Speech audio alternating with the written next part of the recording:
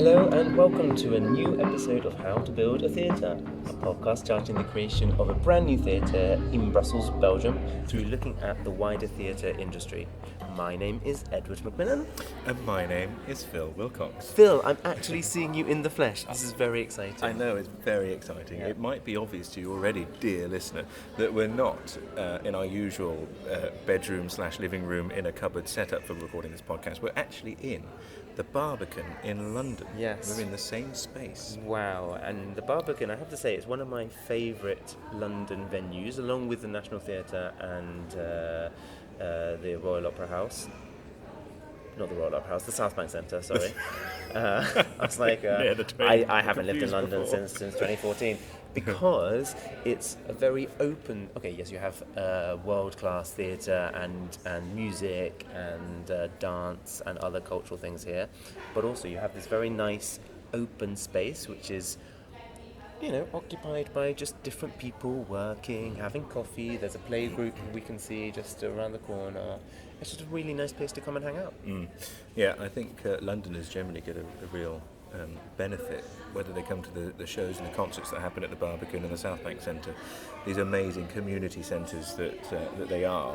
They come and work here and spend time here, hang out here. There's a library here as well, isn't there? We've got the cafe, the restaurant. There's a lovely water feature, a man-made lake, I don't know what you'd call it, outside between here and St Giles Cripplegate, a lovely church across the way. And of course the Barbican as well, so special because it's the way it's built, back end of a flattened London, back outside of the war. It took 20-30 years to build up this brutalist concrete block in the middle of town with so much creativity coming out of it. Anyway, we're not here to talk about the Barbican. We're here to talk about the bridge. So it's fortuitous that we are together for this podcast. It wasn't going to be the case in the first place, was it? Well, in fact, yes, okay. I was just going to say that we actually, because for those of you who don't know, Ed and I are school friends. We're old school friends. We go back a long way. And we had the pleasure of celebrating the wedding of one of our old school friends this weekend in Dorset, where we grew up. Indeed, and actually we were not going to do a podcast for this month, No. But we were chatting at said wedding, and we decided that actually we should do a podcast. And the reason why we decided to do a podcast is because there's been a setback. Yes, a setback film. And Ed was telling me about this, and we were commiserating about this particular setback, which we're going to come to in just a moment, over a cup of coffee before the wedding, and Ed revealed that was the reason why we hadn't been in touch and that we hadn't planned to record a podcast. But I said, Ed, this is exactly the reason why we should do a podcast this month, and we should do it in person, because How to Build a Theatre, the podcast, is a real story. Yes, we meet some wonderful people. We meet the great guests that we come on who have real specialisms in the theatrical world. Directors, green theatre initiatives, builders, architects, designers, lighting, performers, outreach coordinators, etc. So many amazing people who are part of the industry of theatre, the world of theatre. We also need to talk about the forming of this wonderful idea that you've had, the bridge, the theatre in Brussels, but also the setbacks that we encounter along the way. So it's a real story that we're going through, and it's your story. So, but we're not going to get there just yet, because we don't want to dig down too deep. No, let's not get too depressing. It's not going to be a depressing podcast. So, London, Ed, for you, this is, as I've already mentioned, we grew up in Dorset. This is a little way further down the coast, a couple of hours away. But as many people will know, London is a throbbing heart of the theatrical life of the UK and of Europe.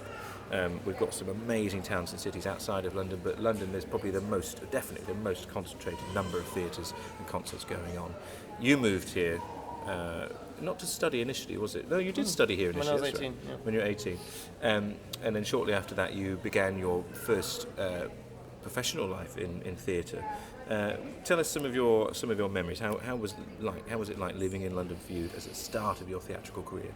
I think, and I'm sure most people can relate to this, but I think what I miss about not living in London especially is having all the theatre and the music and everything that is here right on your doorstep, this world-class stuff. And I don't know, just yesterday I went to go and see Dear Evan Hansen, which was fantastic, and you have such a concentration of amazing theatre here, and it's really inspiring to be here, and the talent that you are surrounded by, and the cross fertilization of different ideas is also really exciting. I think that also, I mean, as a point of reference, I think that also does take place in Brussels, absolutely. But I'm as a foreigner, I'm still a little excluded from that cross fertilization, which is mostly in French, obviously some in Dutch as well, and. Yeah, that's kind of a bit what I miss here when I come back, and this feeling of wow, what a cool city. Yeah. Mm-hmm. Mm. And you performed here in London, didn't you? And you also rehearsed here before going out on tour across the UK. Yeah. What was it? When was it around this time in London that you first decided that you wanted to be maybe on the other side of things, on the production side of things, forming your own work, or was it later than that? I always had an interest. Indeed, my dad also thought that I would make a good producer, and he always said so when we went to go and see tours. But no, I had experience I studied at UCL, University College London, and I had experiences there of directing and producing shows, and that was my first experience of being on the other side, let's say. And that was great because there at UCL we had two fantastic spaces. We had the Bloomsbury Theatre, which was a really nice proscenium arch theatre, and then we also had something called the Garage Theatre, which was a little black box space. So you had these two very flexible, so you have these two quite different venues, and I got to do shows in both of them, which was really, really nice, and really, I guess, taught me my first lessons in producing, but also the technical aspects of what makes theatre and what goes on behind the scenes. And of course, it's as a performer as well as where you started off when you graduated from UCL. That it's a hard life, isn't it? You know, going out there, finding your work, trying to put together a schedule for yourself, a timetable of the year. It's any freelancer will sympathise with that. Yes, it is hard. Yes, but. And do you think it's easier in London because of the quantity of work, or is it harder in London because of the quantity of performers? Yeah, I think it's harder in London. I think you're swamped, you know, and some of the creatives that we work with in Belgium, they've also, especially the younger ones, they've also had this, and the British younger ones have had thoughts: should I stay in Belgium, where I am a big fish in a relatively small pond, or should I go back to the UK, where there are more opportunities but more competition? Yeah. And of course, post-Brexit, there it was, I said the B word, certainly for performers like me based full-time in the UK, those doors would appear to be, if not fully closing, there certainly seems to be a bit more sticky, if I'm going to use the analogy of doors closing. They seem a bit stuck. It's making it a little bit trickier to really cast your net out into the big pond. Going back to your analogy.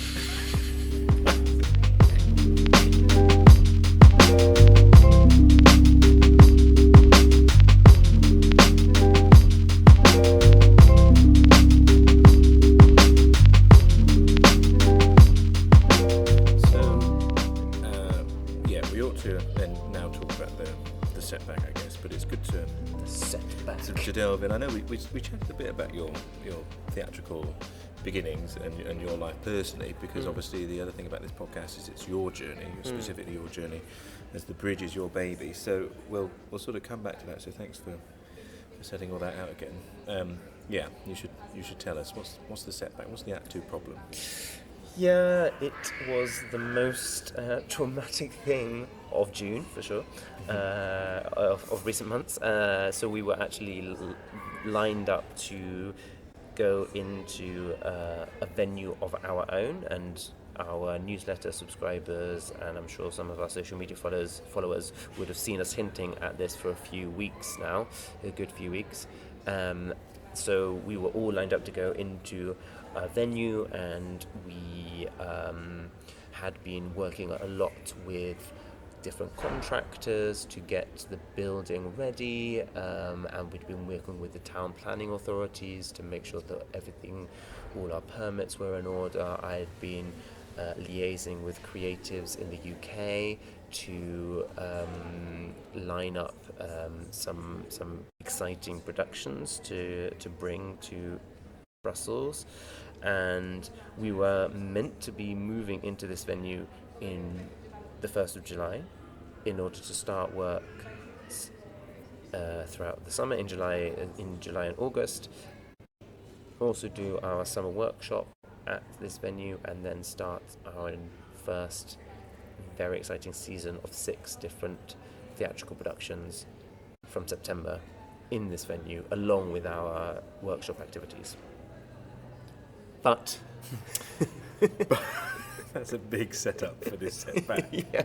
We'll try and unpick it in a bit, but for no real reason, the landlord pulled out at the very last minute without any prior warning or inkling, really.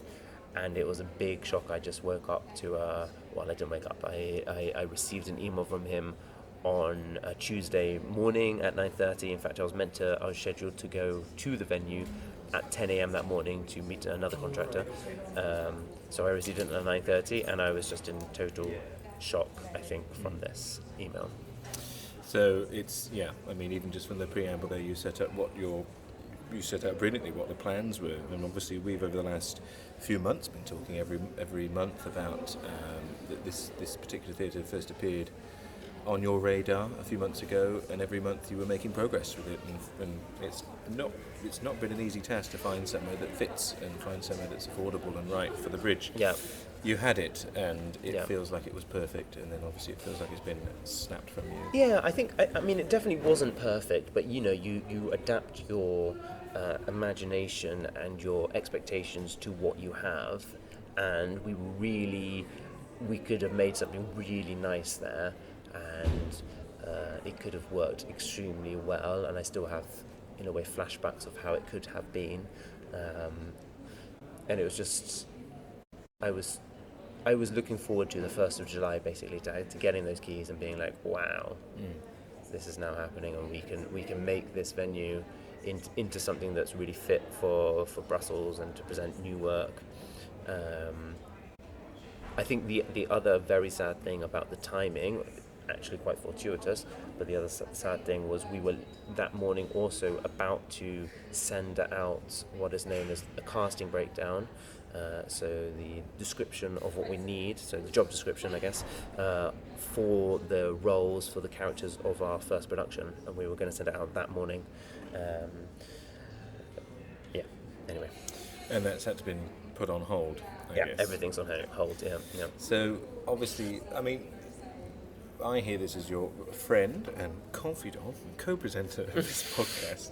And also, I'm of the personality type where I immediately try and think of solutions and maybe I'm trying to find a positive side of things. There's no doubt that this is absolutely gutting, and I really feel that for you, because it is...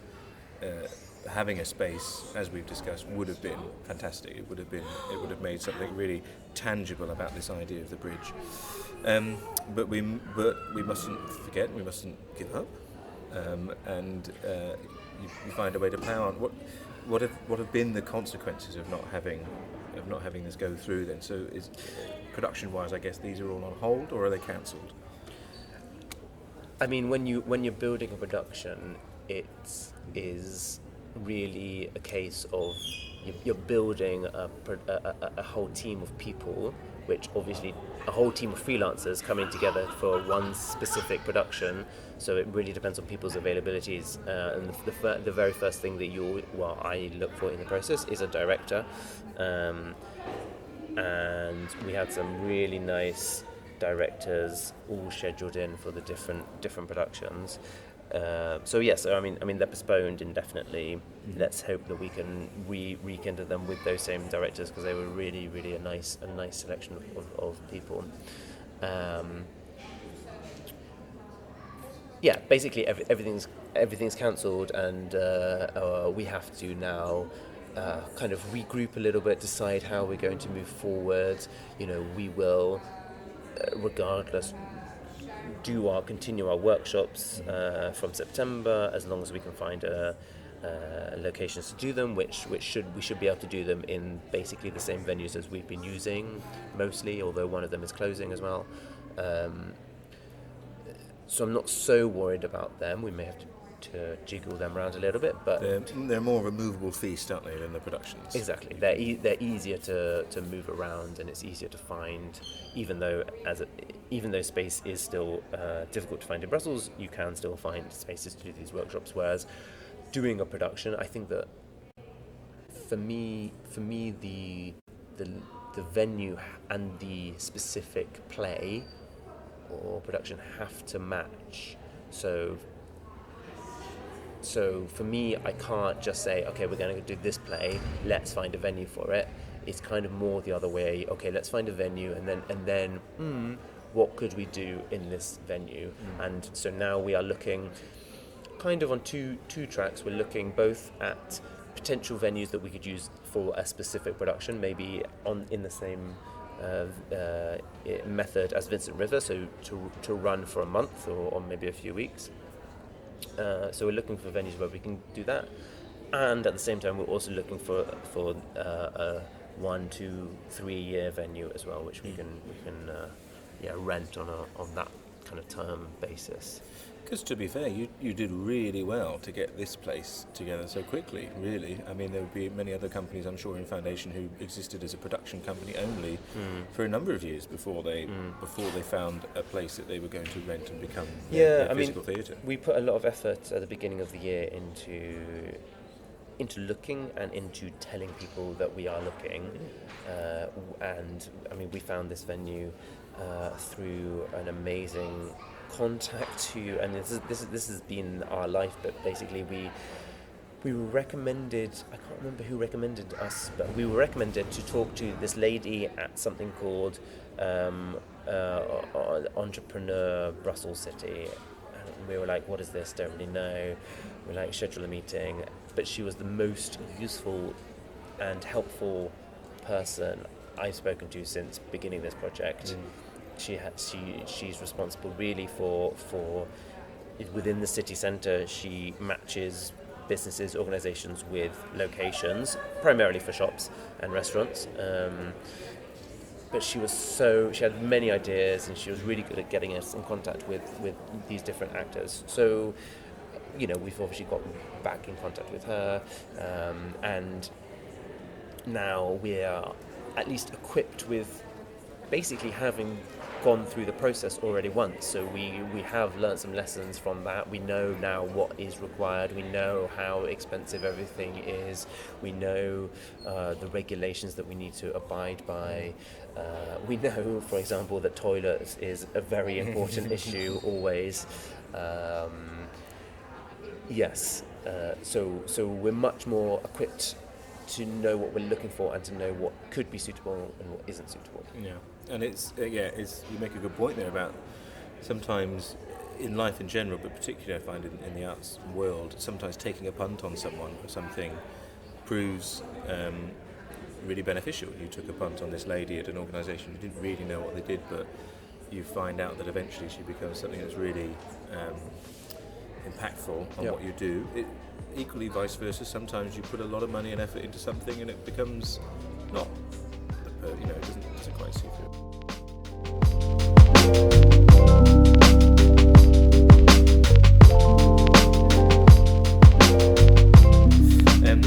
With this venue that you had that we were going into, it was something quite idiosyncratic about it, wasn't it? And this came up when we caught up before the wedding. We were out in Dorset the other day. We were having a coffee in a cafe in our hometown in Dorchester, and Ed looked up and someone was blowing up balloons, and he said, "Oh, the smell reminds me of something." I said, "What's that?" And he said, "It's rubber in the air. It reminds me of the theatre that we were going to go into." I said, "Why?" He said, "Because it was a porn cinema." Now, this was a key piece of information which I didn't know. until only the other day. Yes, we were not highlighting that fact. We were keeping in general the details of the location quite secret and the venue.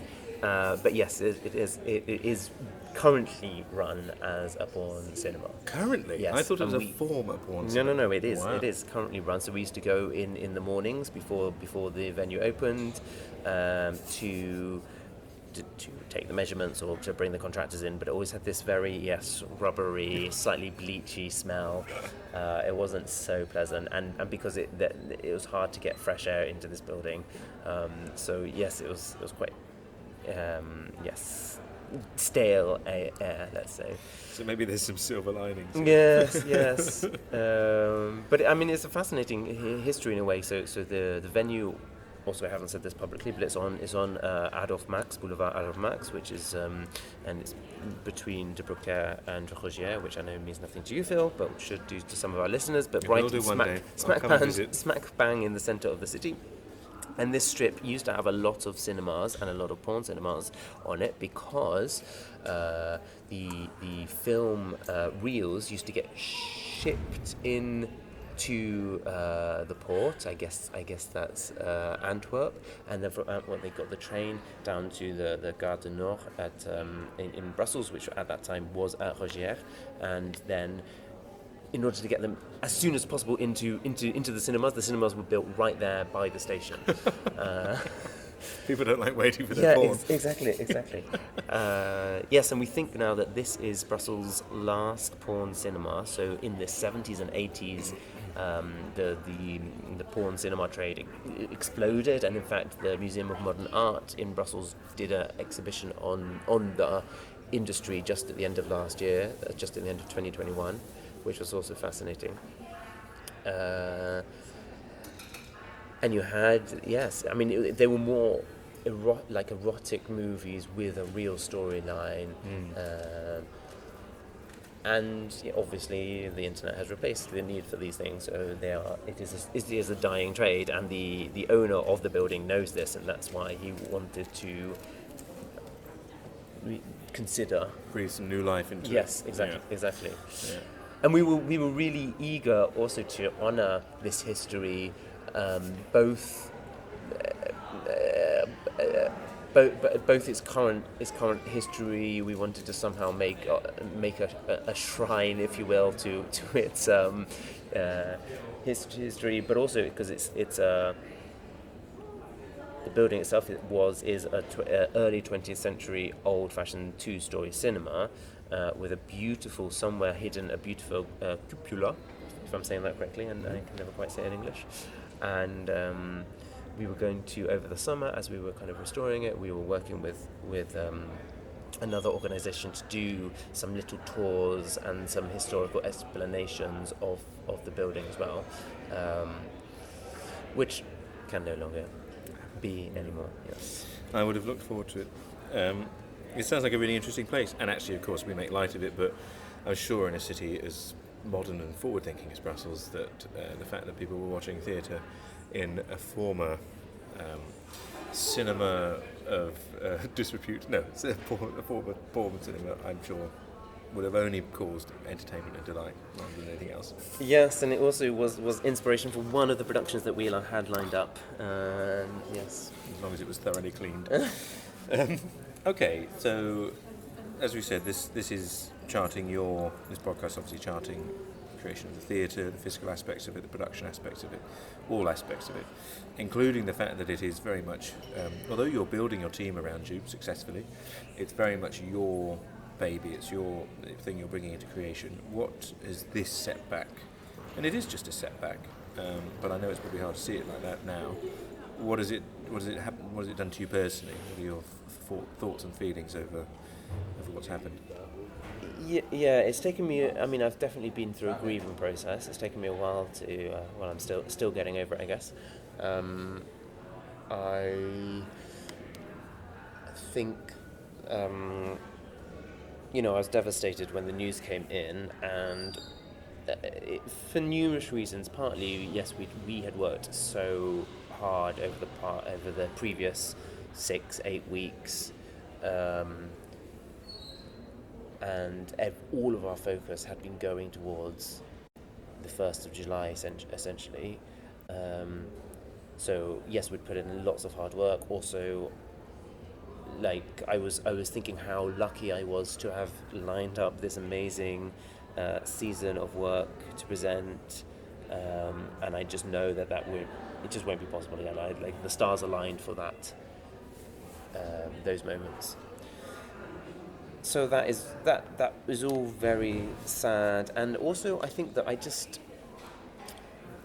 therefore was a bit despondent and a bit the feeling, why am I putting so much work into this, and especially because I therefore couldn't see the payoff, the eventual payoff.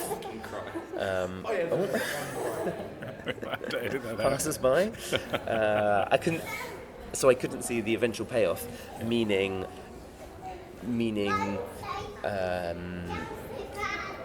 yes, I can see that we can continue doing workshops, but at the same time, workshops that's not providing me personally. It's not providing something that I'm able to feed myself with. So with and only by scaling up to doing productions and getting ticket sales through that way, and other interests such as corporate sponsorship, etc., and public financing.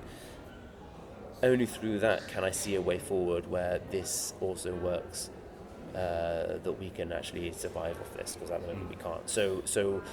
And I can't see a medium-term prospect where that can happen. So that calls the whole project into question for me a little bit, or did do at least. Did you ever want to give up?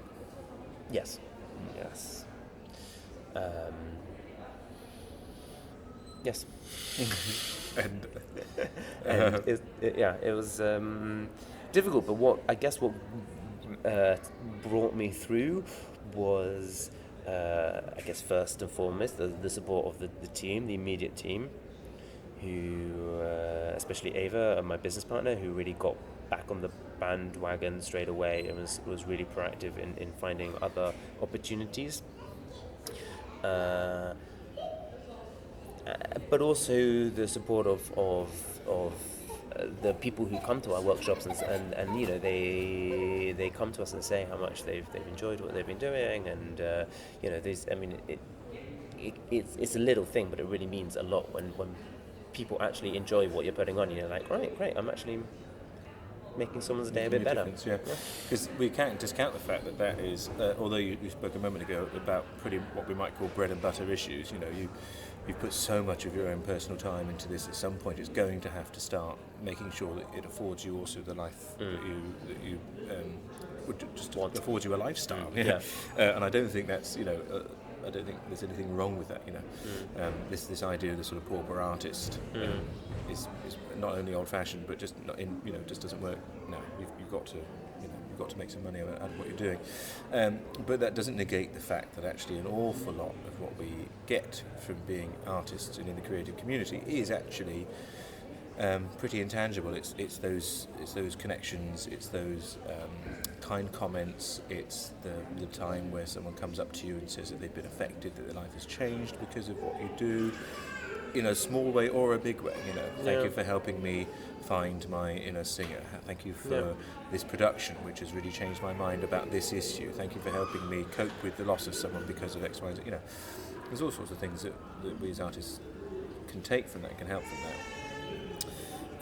And of course, it hurts then as well when we feel like the world's against us, because you do so, and I feel like this sometimes as well. No matter how I could even be working very well, and having good work come in and be very busy, but still just sit back on a Thursday afternoon when I happen to have a couple hours off or something and just think, why am I doing this? Why aren't I in a?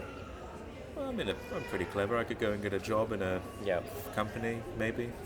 Yeah. I don't know. The why am I doing this question? Yes, absolutely. I have had this a lot over the past few weeks. And there's no real answer to coming out of that, I don't think. I'm sure people have written on it in their own journeys, but it's a very personal journey. And I guess it is the journey. That's why you're doing it. Really, it's for the adventure, and it is still an adventure, for better or for worse. And there will always be lows, but there will be highs as well. And I guess as long as I'm not completely destitute, then You'd never be begging on the street. Oh my God. Hope not. Yeah. Then I guess absolutely. life is okay. I suppose is that when you shuffle off this mortal coil, what is it that you want to? I don't know. What is it you want to feel you've done? For some people, it'll be important for them to say, "What is it that people remember me by?" For others, that's less important. It's what if I were in my last thoughts thinking, what had I done? Could I, for some people, it seems to be about the kudos of having had a career, a lifestyle that other people will recognise, and for others it'll be much more internal.